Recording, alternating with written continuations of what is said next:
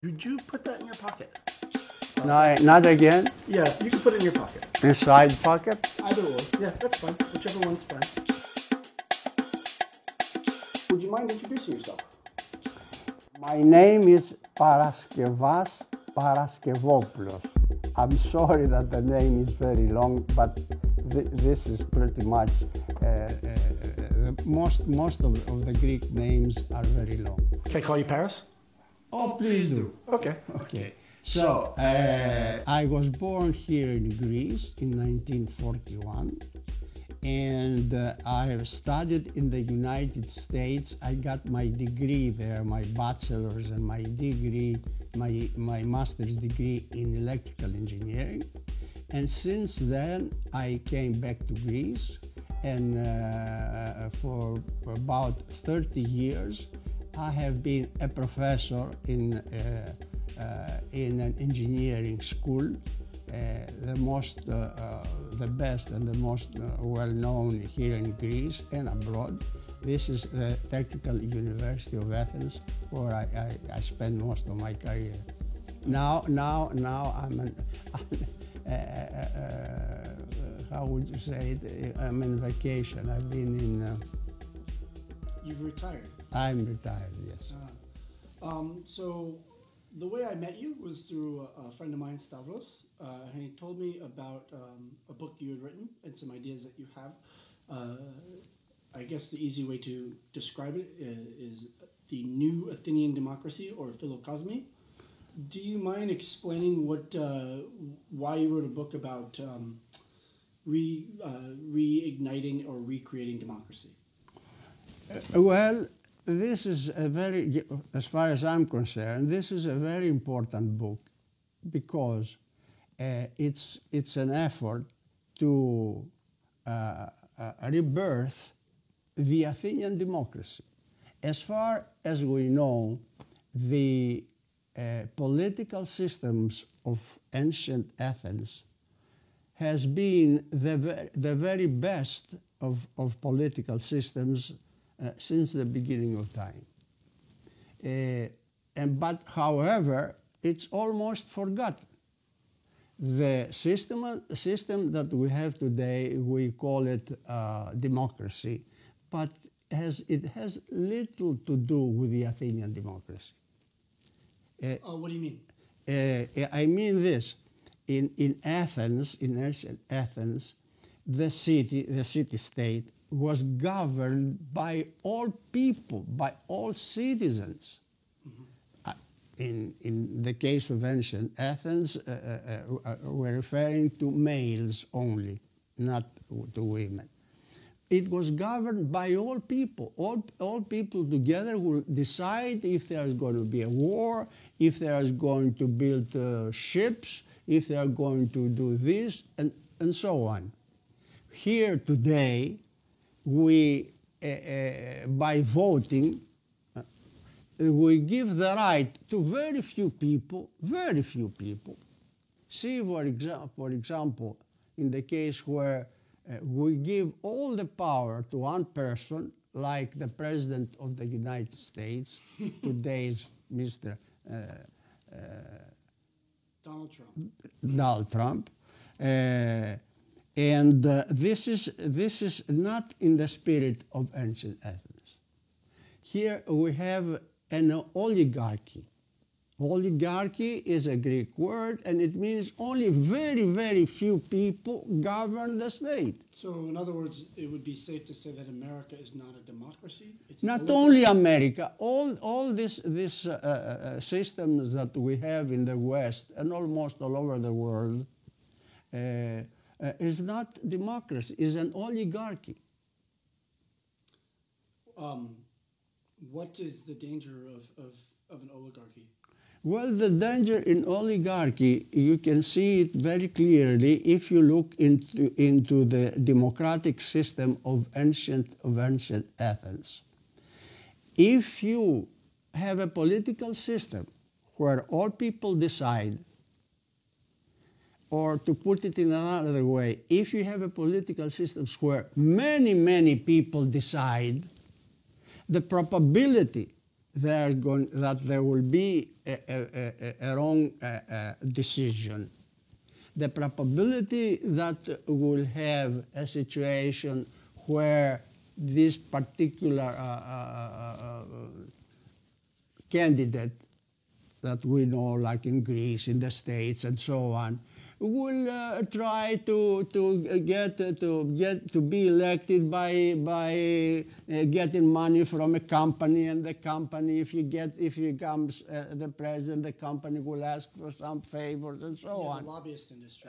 Right. You cannot have this in the system of ancient Greece, because thousands of people will decide all together on what they will decide for their problems. So you cannot do this thing. So the ancient Greek democracy system has a lot of advantages over the oligarchical system that we have today. So, we're called Surviving Capitalism. That's what our series is. What do you think the relationship of democracy and capitalism is? Well, we have the political system, and we have the economic system. I am against the capitalism as I am against to communism. Communism wants all people to be the same, to put it simply, to be the same. Mm-hmm. And capitalism allows to people to be very, very, very poor and very, very, very rich. So in the first system, the communism, it's a flat system, whereas capitalism, it starts from zero and goes to infinity. My idea is, which is pretty much like the system of ancient Athens, is to have a system, an economic system, that will be somewhere in the middle. A system that will not be all the same, not a system that will allow to have very, very poor people and people that are rich as far as billions and trillions.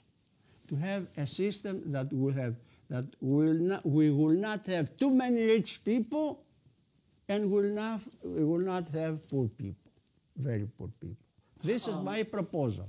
So that's the philocosmic system. This is the philocosmic system, and to a good degree was the ancient Greek, the ancient economic Greek. But any political or economic system will be evaluated according its results. For example, communism was a very nice idea, but it didn't work out. A Greek political systems, a Greek economic systems, they worked out very nicely. How can we can prove this? How can be proven? Yep. Well, it can be proven only by its results. The results are fantastic. In Greek, we have democracy. In Greek, democracy is born. Philosophy is born. Theater, too. Excuse me? Theater came from here, too? Theater came from there. Let me see. Science, technology, architecture, and all these things that we know. That means that the system, political, economical system, that some state, whatever it was, Athens or whatever, had such a political and economical system which is fantastic. Mm-hmm. And how can prove this? It's by its results. It could be argued, however, that the economic systems of capitalism, some people might argue, aren't doing so well. And, what's your comment on that? Well, my comment on that is not doing very well.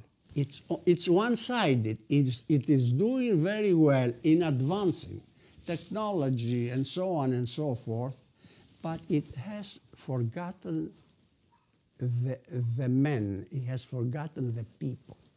In ancient Athens, there was a balance between development in industries and so on, but it cared nearly as much for development the people, to be more wise, to be to develop philosophy, to develop a culture, to develop like as I said before, democracy, theater, science, and so on. You understand the difference? So the end result of Greece, we all know that almost everything started in ancient Athens or in Greece. Just a very few people, you know, that the entire country of Greece was about 1 million people. We're not talking about billions or whatever. And only these very few people did all these things that they did. We all recognize their efforts and their results, where we have a symmetry between goods and mind, and developing the mind and values and so on. Thinking about that, about Greece being the birthplace, or arguably the birthplace of democracy and modern economic systems and philosophy, notwithstanding many other cultures, I can't help but notice that I've been filming for 2 years, that Greece is also what appears to be going through 8 years of economic crisis, and it's a new type of, it's almost like a transition between democracy and something else. And so, if it's worked so well, what's going on in Greece? Well, when we're talking about ancient Greece, we're talking about a state 2,500 years ago. Mm-hmm. And we explained how wonderful things were. Not perfect, because there is no perfect political and economical system, but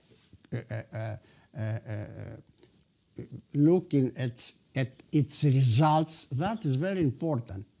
In order to evaluate a political and economical system, that will the only way you can evaluate is by its results.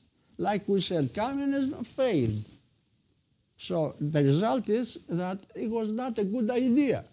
This is very simple. I'm sure there's some people who would argue that. They have the KKE in Greece, which is the local... Well, we have some very small percentage of KKE. But if we go back to Athens, we realize that a very, very small state, city-state, we did all these things 2,500 years ago. Now, what is happening today, where today we have capitalism, mm-hmm. where today we have the oligarchy as a political system, it has nothing to do with the ancient Greek system. That is why, that is why things are going so wrong, and this is why I am asking to consider the case of rebirthing the Athenian democracy. Because if we do it, Athenian democracy and Athenian economy, if we do this, if we rebirth the Athenian democracy and economy, then we will be quite sure, not 100%, that things will change all over the planet, mm-hmm. to the benefit of everybody. When you say Athenian economy, can you be specific about? Well, very, very simply, Athenian democracy, as I said, had the following structure. It had an upper limit and a lower limit.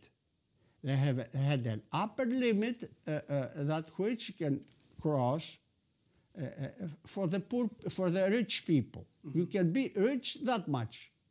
If you get more money, that will be taken from you and will go over the state.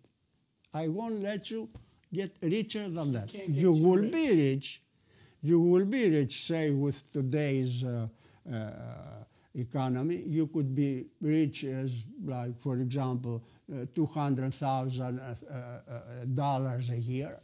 But I won't let you to have $1 million a year or $5 Bill million. Gates wouldn't be. He wouldn't be very happy, but if you follow the system, he will be very happy because he won't spend all his time to gain more money, but he will spend, I'm using this as an example, but he will spend half of its time to develop its mind, philosophy, civilization, We seem to be theater. losing those.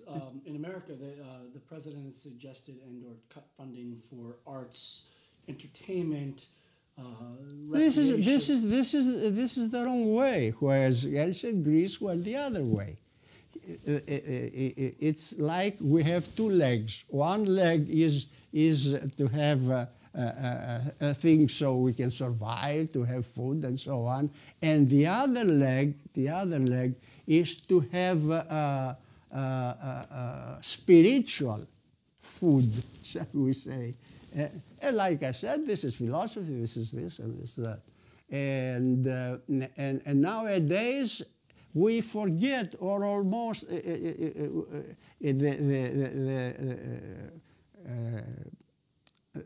the philocosmic, whatever you want to say, philosophy and so on, is shrinking. Culture, we call it. The a lot of culture and so on is shrinking.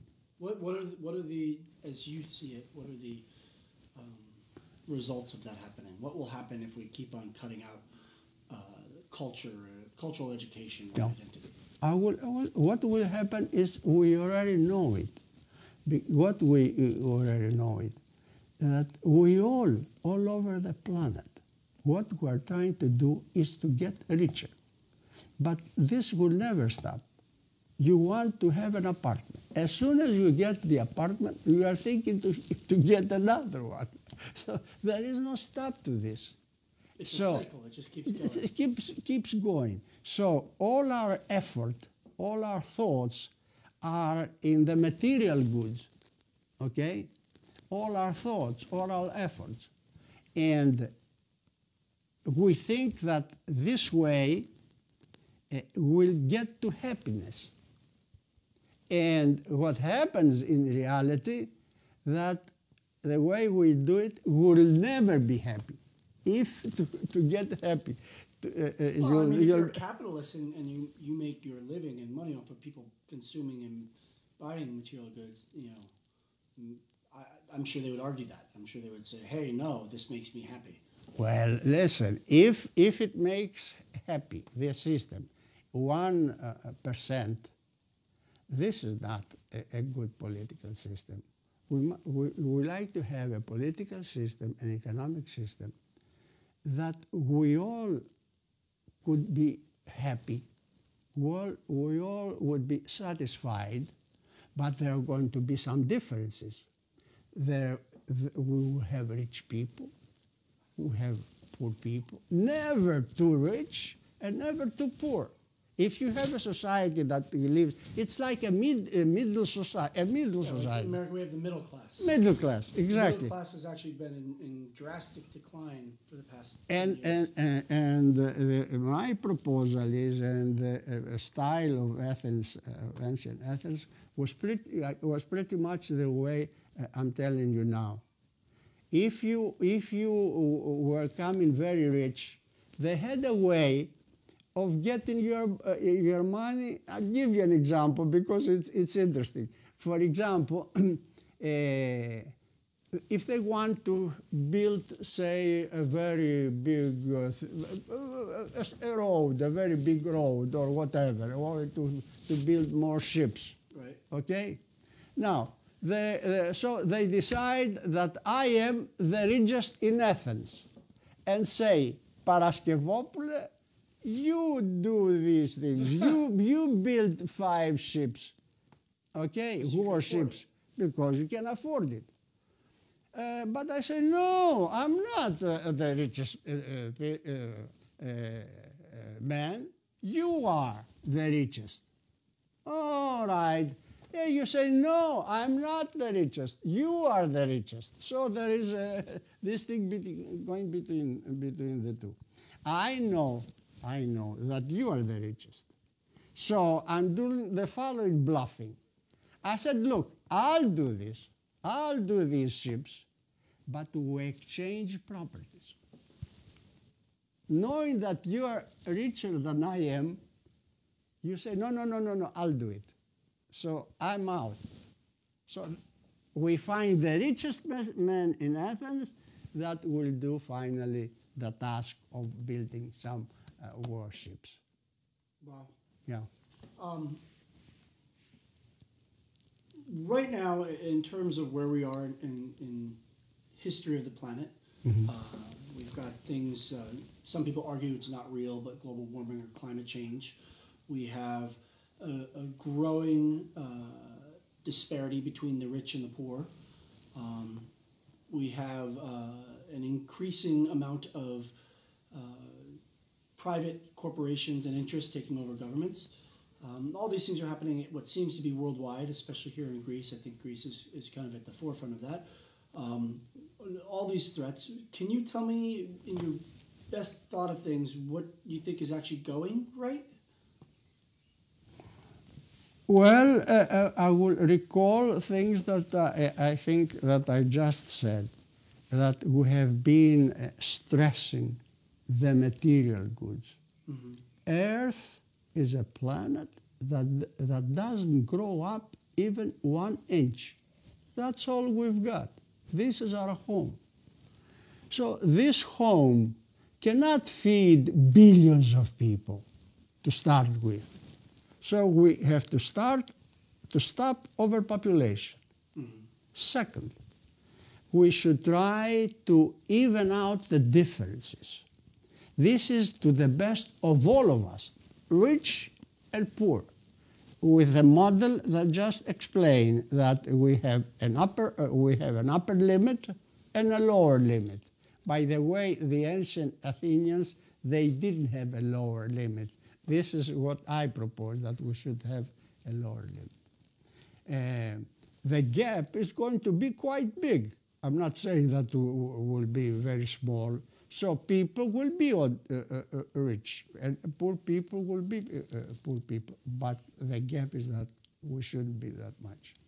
Now, it is to the benefit of all of us, rich and poor, that the rich people give some money to the poor so that the poor countries develop, and they develop enough that wouldn't like to travel and go to rich countries. And this doesn't cost very much. There have been studies about this question, and it was found out that this can be done by approximately $150 million. If we every year, say for 10 years, the rich people send to the poor people, to the very poor people, if to the absolute poor people, then this amount of money, they will be helped so that to get away from this misery to a level enough that they wouldn't like to go to other countries. The question is, how much will that cost? And I just said that will cost about $100 billion per year for about 10 years. So preventing the refugee crisis and migrations by providing... Exactly, not by building walls like Trump is saying or other things. You cannot stop billions of people. I just mentioned to you that in about 100 years from now, the population of our Earth will double. And they will double in the poor countries. they will have no other solution but will try to get to the richest countries. Like what's happening with the Greek refugee, or I'm sorry, the European refugee crisis. Yeah. What are you going to do? You are going to kill them? If we come to the point that we are going to kill them or build fences or whatever, I think that will not work. Very humanistic or humanitarian. Let me give you an example why what I just said will work. I come from a poor family, and this example, you will like it. A poor family in Greece, as you decrease the income, the number of children increase. As you decrease... Did you say when people have less money, they make more kids? Kids, exactly. So this is because they're bored, maybe? Excuse me? I said maybe they're having more sex because they're bored and they have more free time. Not exactly, Okay. but they have more children.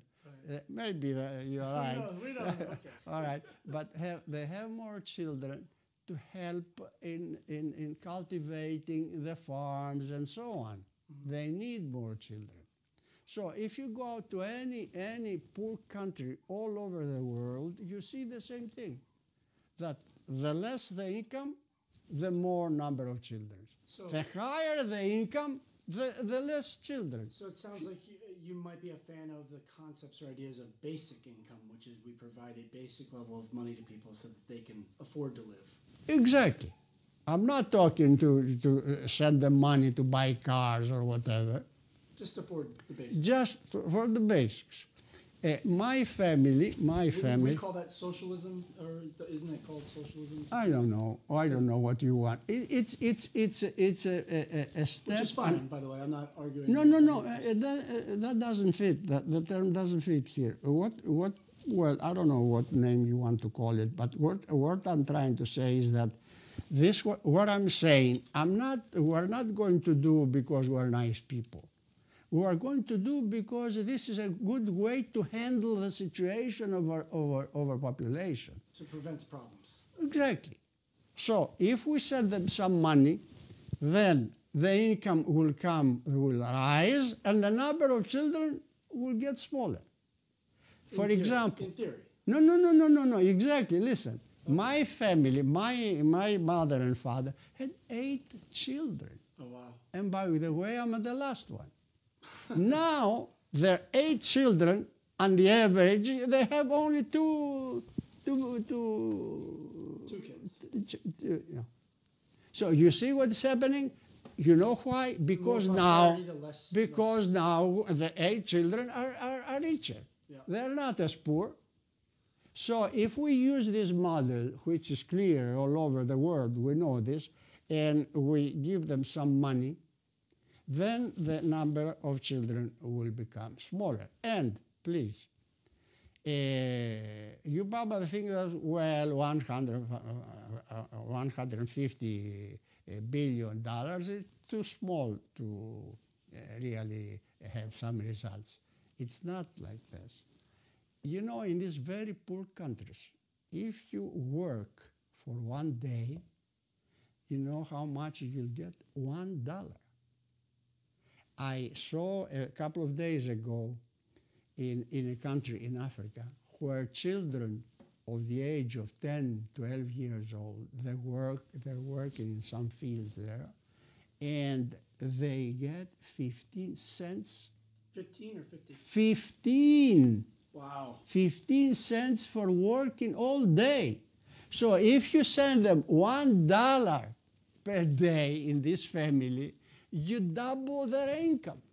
So you help them to have fewer children. So this is, okay. This is a particular problem, and my idea, my proposal anyway, is how to handle it so that these people would not like to come to the richest countries. So we develop the usual way, and they develop in a way that is going to be a lot better than it was before, and we have fewer children, so that the overpopulation will be constrained. For the last 2 years, I have been working. In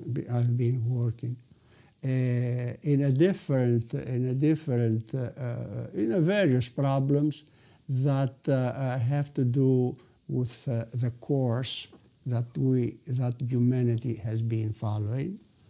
And in particular, I try to see the big threats that have been developing as the time goes by. And these threats are very difficult to win. They are very strong and every day become stronger. For example, see overpopulation. And what I'm trying to say is, look, here we're having a very big problem. All right, we all know about this. But the question is, how can we solve it? I just gave you my idea, my proposal. So the name of our show is called Surviving Capitalism. What does that mean to you?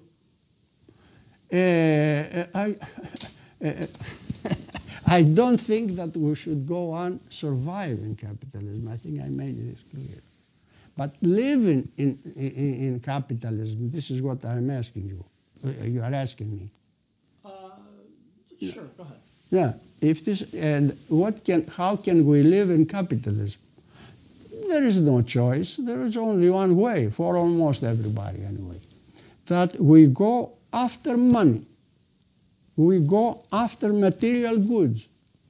You see any people, or you will see very seldom, I would say, that very, very few people will try to elevate the ethical values, like we said, democracy and so on, to see how things are going about, maybe would change the political system and so on. Nobody's talking about this. Nobody. If Socrates were to come back to life today, nobody will know him. Nobody will know Socrates. Even today with television, if you put Socrates or Aristotle or Plato on television, I think in a couple of minutes everybody will change the channel. People don't care about these things. This is an index, let me use this word, that shows that we're committed almost 100% to material goods, to capitalism. But this is my idea that I adapt.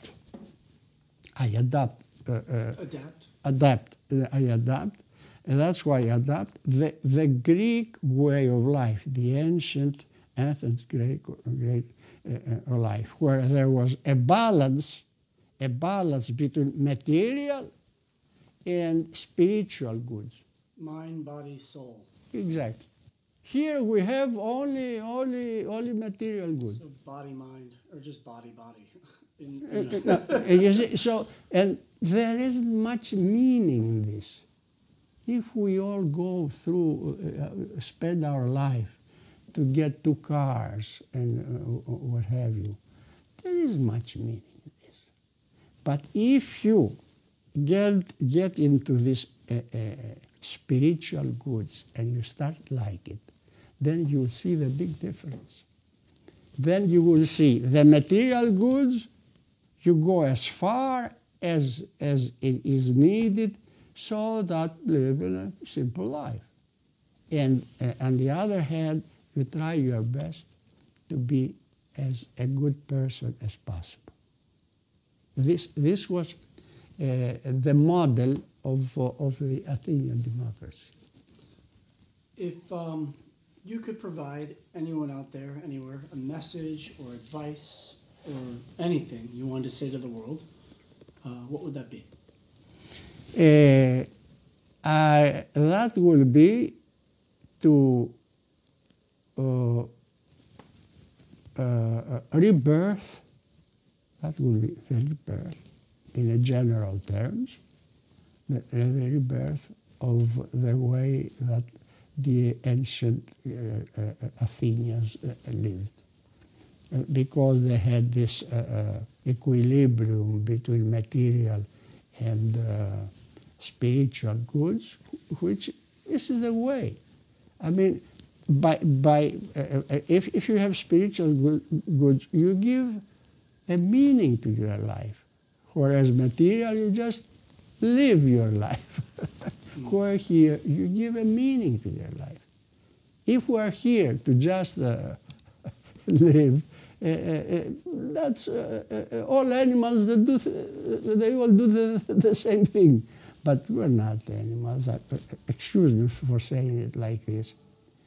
We are, and perhaps we're the only species in the universe that have this capacity to spare our time with the spiritual goods.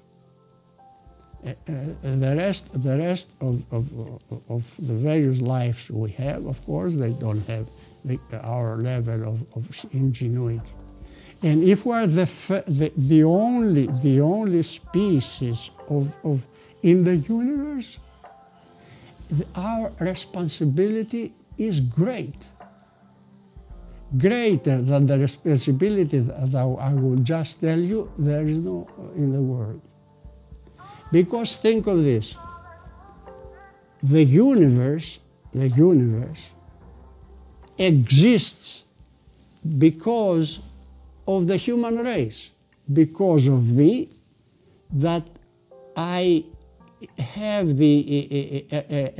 the Siban, I'm the Siban, I can become conscious of the Siban, of the universe, excuse me, of the cosmos.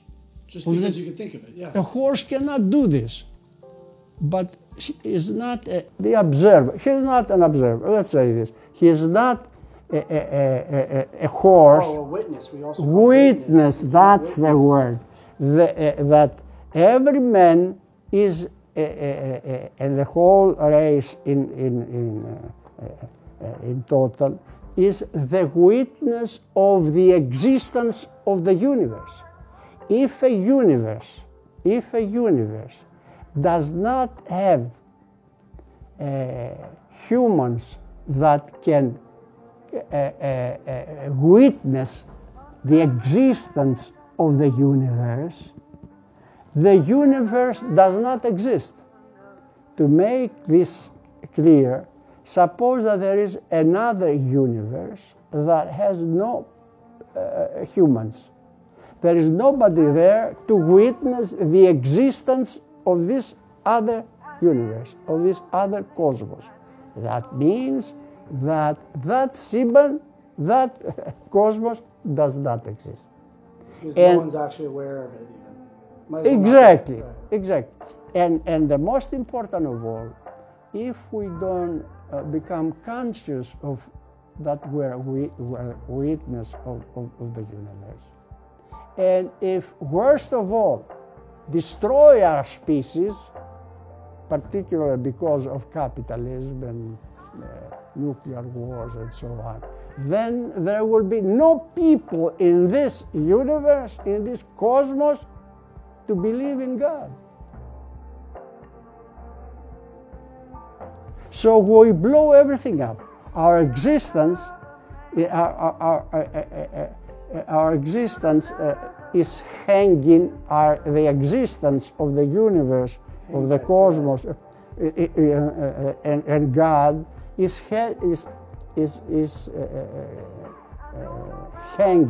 hanging from a thread. If you cut this thread, then the universe will not exist, and there will no people to believe in God and pray in God. So if we make this mistake to destroy the human race, the sin that we'll commit, it will be the biggest ever. And this it can become from capitalism, never from the Greek state democracy. I have one last question. Please. Based upon everything that you've shared, based upon the direction that you see the world going, do you have hope for the future? Well, I'm an optimism, but at the same time, I am a realist. I would be most happy and I will be most sure that things will go well, with our future. But we must prepare so that we'll be able to face various dangers.